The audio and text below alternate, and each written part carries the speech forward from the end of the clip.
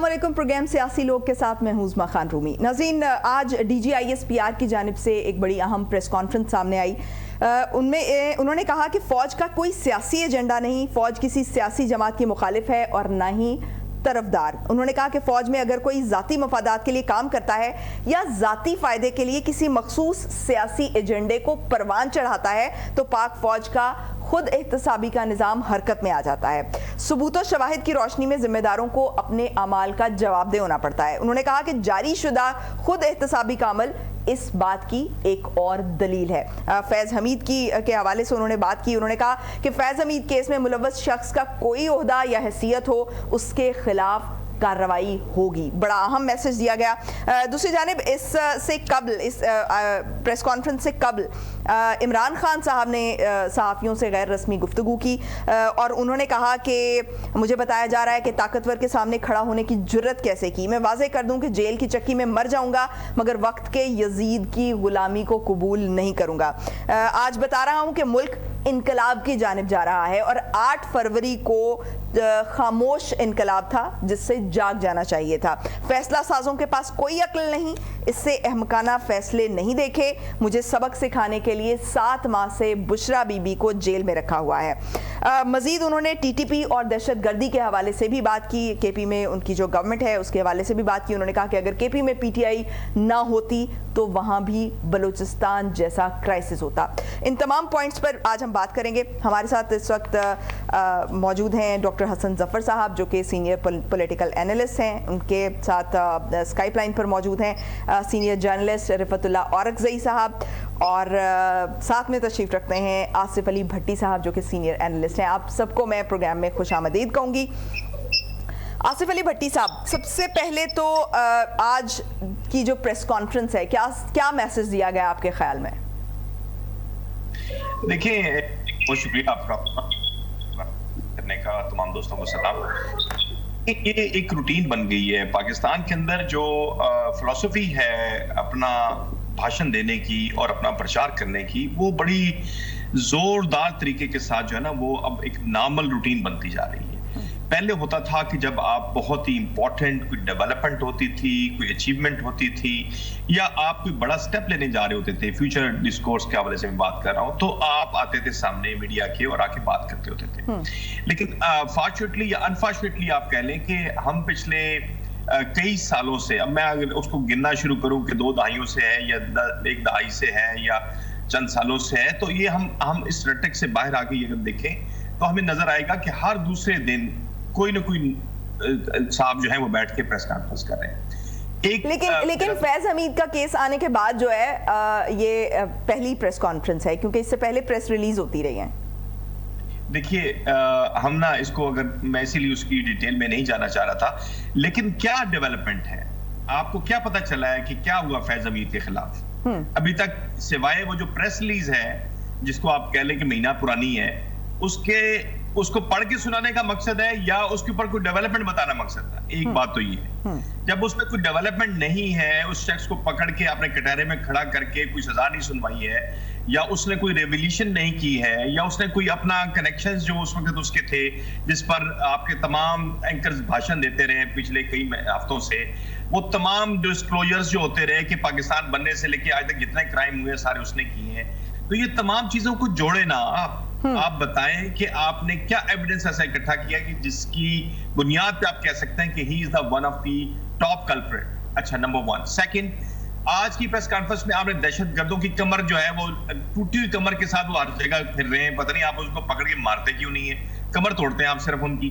अब हमें ये सुनने को उस वक्त, जब मैं वॉरेन टेरर और को पता होगा बड़ी अच्छी तरह से, पिछले 25 साल ये जो हमने देखा है पाकिस्तान के अंदर फेनोमेना, और साथ में जो वॉरेन टेरर हमने खबर की है, हर रोज हम ये सिचुएशन देखते थे। हर रोज कुछ हमला आवर्स आके अपनी कार्रवाइयां डाल के और मर के चले जाते थे दुनिया से, लेकिन उसके बाद हम लकीर पीटते रह जाते थे कि हमने अब उनको हमने छोड़ना नहीं है किसी तरीके से। अब जब आप नहीं छोड़ते हैं, जब आप ये मुसलसल यही बात करते हैं कि हम इन दहशतगर्दों का पीछा करेंगे, उनको मार डालेंगे, उनके नाम तब्दील कर देते हैं आप, खवारिज रखें या अंदराज करें या कुछ भी कहें, लेकिन जब आप इसकी मैनिफेस्टेशन देखें तो मैंने उस दिन भी जिक्र किया था, 20 पॉइंट्स आपने नेशनल एक्शन प्लान बनाया था کیا آپ اس پہ بات کرتے ہیں؟ کیا آپ اس کے ایک ایک نقطے کے اوپر عمل درآمد کے حوالے سے پروگرس بتاتے ہیں؟ تو بڑی افسوس ہوتا ہے ہمیں جب دیکھتے ہیں ہم کہ ہمارے تمام ادارے قربانیاں دے رہے ہیں، فوج قربانیاں دے رہی ہے، نوجوان قربانیاں دے رہے ہیں، آفیسرز جو ہیں وہ اپنی جان کا نذرانہ پیش کر رہے ہیں، ہمارے پاکستان کے سویلینز اور پولیس والے سارے بیچارے اپنی زندگیاں دے رہے ہیں، لیکن کیا وجہ ہے کہ ہمارے اندر وہ ریزالو کیوں نہیں پیدا ہوا؟ اس پہ کیوں نہیں بات کی؟ اور دوسرا آپ نے ذکر کیا عمران خان کا. عمران خان جو ہے نا وہ اس وقت جب ان کے ساتھ دائیں اور بائیں باجوہ اینڈ فیض چلتے تھے تو وہ بڑے فخر کے ساتھ بالوں میں ہاتھ مارتے ہوئے چل رہے ہوتے تھے. آج ان کو یاد نہیں ہے کہ ان دونوں کے نام کیا تھے، پہلی بات. دوسری بات یہ ہے کہ ان کو اگر رکھا گیا اندر تو ان کی جو پارٹی ہے اس نے 5 دفعہ تحریک چلانے کا اعلان کیا. 8 فروری کا جو خاموش انقلاب. بٹی صاحب اس پہ میں پوائنٹ وائز ڈسکشن کرنا چاہوں گی. پہلے ہم جو D G I S P R کی پریس کانفرنس ہے اس حوالے سے بات کر لیں. رفعت صاحب آپ کیا سمجھتے ہیں کہ کیا ایک جو پریس ریلیزز آتی رہیں وہ اس جو نیڈ کو جو ایک آپ کہہ لیں کہ میسج دیا جانا چاہیے تھا وہ میسج ڈیلیور نہیں کر پائیں کہ آج جو ہے وہ پریس کانفرنس کرنا پڑی اور اس کی ضرورت کو محسوس کیا گیا کہ پریس کانفرنس کی جائے؟ جی شکریہ. میرے خیال میں اس کے ساتھ جو ہے نا ایک تو یہ جو فیض حمید صاحب والا معاملہ تھا اس پہ بھی جو ہے نا پہلی مرتبہ یہ پریس کانفرنس میں اس کی بڑی وضاحت کی گئی پورے معاملے کی نا کہ کیسے وہ اگر انوالو ہے تو اس کو سزا ملے گی، جس طرح بھی ہے تو ایک ڈسپلن ہے فوج کے اندر، وہ پورا انہوں نے ایک سینیریو جو ہے نا بیان کیا ہے. تو ایک تو یہ جو ہے نا اس کی وضاحت کرنی تھی میرے خیال میں. اور دوسری بات یہ ہے کہ وہ بلوچستان میں جو 26 اگست کو جو واقعات ہوئے وہ بڑے جو ہے نا سنگین قسم کے واقعات تھے. اس میں بڑی ہلاکتیں ہوئی، تقریباً 70 سے زیادہ ہلاکتیں ہوئی، اور پورا جو ہے نا ایسا سمجھ لے کہ 2 دن تک پورا بلوچستان جو ہے وہ دہشت گرد تنظیموں نے یرغمال بنائے رکھا تھا. تو اس پہ بھی جو ہے نا ایک وضاحت دینی تھی، وہ بتانا تھا کہ کیا مطلب بلوچستان میں کیا ہو رہا ہے اور ہم کیا کرنے جا رہے ہیں. پھر جو یہ دہشت گردی کے حوالے سے ابھی پھر سے جو ہے نا جیسے خیبر پختونخوا میں بھی بڑے آپریشن ہو رہے ہیں، یہاں پہ بھی جو ہے نا ہلاکتیں ہو رہی ہیں، فوج کے اوپر حملے ہو رہے ہیں.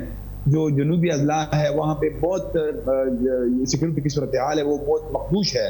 وہ جو خیبر پختونخوا کی جنوبی اضلاع کی میں بات کر رہا ہوں، جو 5-6 اضلاع ہے وہاں پہ بالکل ایسے آپ سمجھ لیں کہ ایسے نو گو ایریا بنتے جا رہے ہیں. تو ان سب پہ جو ہے نا ایک کنفیوژن تھی، ایک مطلب یعنی یہ ایک خدشات بڑھ رہے تھے. تو اس کو میرے خیال میں انہوں نے جو ہے نا ایک اس پہ وضاحت دینے کے لیے یہ جو ہے. اور رفعت صاحب آپ سے چونکہ 2021 سے پہلے بھی میں جو کے پی کی صورتحال ہے اس سے چونکہ بات چیت ہوتی رہتی تھی، تو آپ اس وقت بھی اس چیز کی نشاندہی کر رہے تھے کہ آہستہ آہستہ جو لوگ ہیں یہاں پر انٹر ہو رہے ہیں. جی بالکل. یہ تو جب 15 اگست 2021 کو افغانستان میں جب حالات تبدیل ہوئے، یعنی طالبان نے کابل پہ قبضہ کیا، تو ایک تو اس سے پہلے بھی جو ہے نا ہم نشاندہی کر رہے تھے جب یہ جو طالبان نزدیک پہنچ رہے تھے کابل کے. تو وہ 15 اگست کو طالبان نے قبضہ کیا، تو اس سے تقریباً 3-4 دن پہلے اس وقت کے انٹیریئر منسٹر شیخ رشید صاحب کے ساتھ میرا ایک انٹرویو بھی جو ہے نا وہ میں نے کیا تھا. تو اس وقت میں اس کو یہی نشاندہی کر رہا تھا کہ اب آپ جب یہ اگر طالبان آتے ہیں تو یہ پھر جو 2 صوبے ہیں ہمارے بلوچستان اور خیبر پختونخوا کے اندر جو ہے نا وہ حالات خراب ہوں گے. لیکن اس وقت وہ بڑے جو ہے نا شیخ رشید صاحب بڑے دعوے کر رہے تھے کہ نہیں آپ دیکھیں گے وہ جب آئیں گے تو آپ کو وہ سارا ریکارڈ تو پروگرام موجود ہے. لیکن پھر وہ اسی طرح ہوا کہ پہلے 1 سال تک تو ہم بالکل جو ہے نا یہ طالبان کی بڑی وکالت کر رہے تھے. جب عمران خان صاحب کی حکومت تھی تو یہاں تک کہ جو شاہ محمود قریشی صاحب تھے اس کے بارے میں لوگ سوال کرتے تھے کہ یہ طالبان کے وزیر خارجہ ہیں یا پاکستان کے ہے. اتنی جو ہے نا وہ پوری دنیا کے اندر وہ طالبان کی وکالت کر رہے تھے. لیکن پھر دیکھا کہ اچھا اس دوران بھی جو ہے نا مسلسل یہ حملے ہو رہے تھے پاکستان کے اندر، لیکن ان کو کوئی جو ہے نا بالکل ان کو احساس نہیں ہو رہا تھا کہ یہ تو معاملات بڑے سنگین جا رہے ہیں دونوں صوبوں میں. اس وقت تو یہ سمجھا جا رہا تھا نا کہ طالبان کی گورنمنٹ آئے گی تو پاکستان میں حالات بہتر ہو جائیں گے. بالکل. یہ کہہ رہے تھے کہ جیسے مطلب یہاں سے تو یہ اندازے تھے نا، یہاں تو پہلے تو ان کے آنے پہ جو ہے نا کتنی یہاں پہ ایک جشن سا منایا گیا کہ وہ عمران خان صاحب کے وہ بیانات اگر آپ کو یاد ہو کہ طالبان نے غلامی کی زنجیریں توڑ دی ہیں، تو یہ ایسے سمجھ رہتے ہیں کہ جیسے بس اب تو پورا جو ہے نا افغانستان ہمارا 5واں صوبہ بن گیا ہے. لیکن وہ چیز بالکل الٹ ہو گئی ہے. ان کو یہ اندازہ ہی نہیں تھا کہ یہ ساری کالعدم تنظیمیں ہیں, دہشت گرد تنظیمیں ہیں, یہ تو ایک دوسرے کو سپورٹ کرتی ہے, اور یہ کبھی ہو نہیں سکتا کہ وہ ٹی ٹی پی تحریک طالبان پاکستان جو کہ طالبان اور القاعدہ کی بنی ہوئی تنظیم ہے, ان کے خلاف کبھی وہ کارروائی کر سکتی ہے. تو یہ جو ہے نا ان کو بالکل ان کو یہ اندازہ نہیں تھا. اور اب جب یعنی اب ٹائم بہت گزر چکا ہے اور اب حالات اس طرح ہے کہ وہ مذاکرات کا سلسلہ بھی ہوا, وہ بھی ناکام ہوا, اور اب جو ہے نا مطلب یعنی یہ آپ اندازہ کریں کہ جب ڈاکٹر اشرف غنی اور جو کرزئی صاحب کی حکومتی تھی, وہ تو ان کو تو ہم نے دشمن ڈکلیئر کر دیا تھا نا, ہم ایک دوسرے کو دشمن کہتے تھے. اس زمانے میں بھی اتنے حملے پاکستان کے اندر نہیں ہوئے تھے جو اب طالبان کے دور میں ان 3 سالوں میں ہوئے ہیں. اور پھر ایک ایسا اس ٹائم میں جو ٹی ٹی پی کے لوگ تھے وہ قید تھے, ان کی جو قیادت تھی ایک بڑی تعداد ان کی قید تھی, اور طالبان کے گورنمنٹ میں آنے کے بعد سے ان کو رہا کیا گیا. بالکل, لیکن مطلب میں یہ کہہ رہا ہوں کہ یعنی اس وقت یہ ساری کالعدم تنظیمیں اگر آپ کے خلاف وہ استعمال کرتی تھی, ظاہر ہے کہ وہ یہ پراکسیز ہر دونوں ممالک کی پراکسیز ہیں کہ وہ آپ کے خلاف بھی جو ہے نا لوگوں کو استعمال کر رہے تھے, لیکن اس وقت بھی اتنے حملے نہیں ہو رہے تھے. وہ وہاں پہ ایک رسپانسیبل, یعنی میرا مطلب یہ ہے کہ وہ بڑے رسپانسیبل حکومتی تھی جو بھی ہے, لیکن وہ جمہوریت کی بنیاد پہ الیکشن ہوا تھا, اس طرح کی صورتحال نہیں تھی. لیکن اب یہ آپ دیکھیں کہ اور مارچ میں اس سال مارچ کے اندر پاکستان نے باقاعدہ جو ہے نا افغانستان کے اوپر حملہ کیا, اور اس فارن آفس کے پلیٹ فارم سے ہم نے جو ہے نا اس کی تصدیق کی کہ ہم نے وہاں پہ ایک حملہ کیا ہے. تو یہ کبھی مطلب اشرف غنی اور کرزئی صاحب کی حکومتوں میں یہ ممکن نہیں تھا, اور یہ اس دور میں ہوا جو طالبان جس کو ہم پورے 20 سال تک سپورٹ کرتے آئے ہیں, اور پوری دنیا کے اندر ہم نے اس کی بدنامی لی کہ یہ افغان طالبان کو ہم سپورٹ کرتے آئے ہیں. پوری دنیا ہمارے اوپر جو ہے نا اس کا ہمیں جو ہے نا وہ الزام دیتی آئی ہے کہ ان کے ٹھکانے یہاں پہ پاکستان کے اندر ہے. تو یہ جو ہے نا بڑے مطلب جو ہمارے پالیسی ساز ہے, اب ان کی اکاؤنٹیبلٹی بھی ہونی چاہیے اس بات. بڑے سوالیہ نشان اٹھتے ہیں اس پر. مذاکرات کے حوالے سے کہ مذاکرات تو کبھی کامیاب ہوئے ہی نہیں طالبان کے ساتھ, لیکن جو یہ عمران خان صاحب کی گورنمنٹ تھی جب 2018 سے 2022 تک, تو اس دوران میں ہمیشہ جو ہے وہ طالبان سے مذاکرات, اور ناراض بھائی ہیں ہمارے, اور آپریشن نہیں کیا جانا چاہیے, اس پر جو ہے وہ خان صاحب جو ہیں وہ ایک پرو طالبان اپروچ بھی رکھتے رہے ہیں. ڈاکٹر صاحب مجھے ایک بریک لینے کا کہا جا رہا ہے, بریک سے واپس آئیں گے, اور میں اسی حوالے سے آپ سے بات کرنا چاہوں گی کہ مذاکرات تو کبھی بھی کامیاب نہیں ہو پائے, اور ہم نے دیکھا کہ اور یہ ہمارا ایکسپیرینس یہ رہا کہ جو ہے وہ ان دی اینڈ ہمیں آپریشنز کرنا پڑے, صورتحال ایسی بن جاتی ہے. تو کیا ہمارے اندازے ٹھیک نہیں ہیں یا ہماری پالیسی ٹھیک نہیں ہے, کہاں پر غلطی ہے, اس پہ میں بات کرنا چاہوں گی. ایک بریک پہ جاتے ہیں, بریک سے واپس آتے ہیں اور اسی سوال کو میں سامنے رکھوں گی. Stay tuned.